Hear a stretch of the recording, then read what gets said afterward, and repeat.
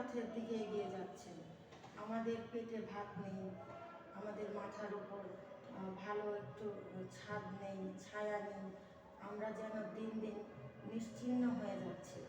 আমরা মানুষের কাছে হাত পাততে পারি না, লজ্জা পারি, কারণ আমরা শিল্পী। আমরা মানুষের কাছে কিছু চাইতে পারি না।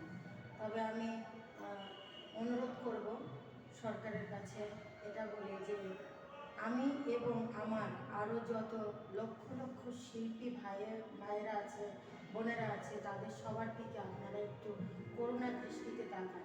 আমরা কাজ চাই, ভিক্ষা চাই না, আমরা কাজ করে খেতে চাই। আমাদেরকে কাজ দিন, আমরা কাজ করে খেতে চাই, এটাই আমার বলার। আর আমি এটাই বলবো যে বিগত অনেক বছর হয়ে গেল আমরা প্যান্ডেলে গিয়ে গান গাইতে পারি না, ভালো পরিবেশ পাই না। যদিও পরিবেশ পাই, সেখানে সেল হয় না অথবা পারমিশন থাকে না।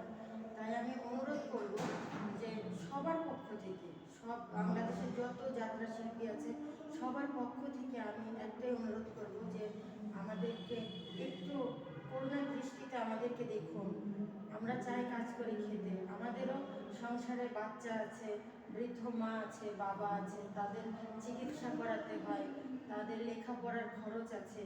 আমার ব্যক্তিগত জীবনে আমার মেয়েটা এবছর ইন্টার পাস করলো, সে এখন ভার্সিটিতে যাওয়ার জন্য প্রিপারেশন নিচ্ছে। সেই ব্যাপারে সবার কাছে দোয়া চাইব, সবাই দোয়া করবেন আমার মেয়েটা যেন একটা ভালো জায়গায় পৌঁছায়। এবং আমার মতো যত মায়েরা আছে পরিশ্রম করে সন্তানকে মানুষের মতো মানুষ করতে চায়, তাদের সবার জন্য আমি আপনাদের কাছে দোয়া প্রার্থী। সবাই তাদেরকে আশীর্বাদ করবেন, এই লড়াকু মায়েরা যেন তাদের লড়াইটা লড়তে পারে এবং এই শিল্পীরা যেন পেট ভরে দুটো ভাত খেতে পারে, একটু মাথা তুলে সম্মানের সাথে চলতে পারে। আমরা যেন বলতে পারি যে আমরা যাত্রা শিল্পী, আমরা যাত্রা বাংলার আদি সংস্কৃতি। তাই যাত্রার জন্য চাই পৃষ্ঠপোষকতা। আমরা চাই আমাদের এই যাত্রা অঙ্গনকে সম্মান দেওয়া হোক, ভালোবাসা হোক। আমরা অবহেলিত নই, আমরা অবহেলিত হয়ে থাকতে চাই না। আমরা একটু ভালোবাসা পেতে চাই, সম্মান পেতে চাই। আর আমি এটা বিশ্বাস করি যে যদি আমাদেরকে আমাদের জায়গা, আমাদের সম্মান ফিরিয়ে দেওয়া হয়, বা আমাদের পেছনে যদি একটু সরকার যদি আমাদের দিকে তাকায়, তবে আমরা ভালো কিছু উপহার দিতে পারবো সমাজকে। এটাই আমার বলার ছিল।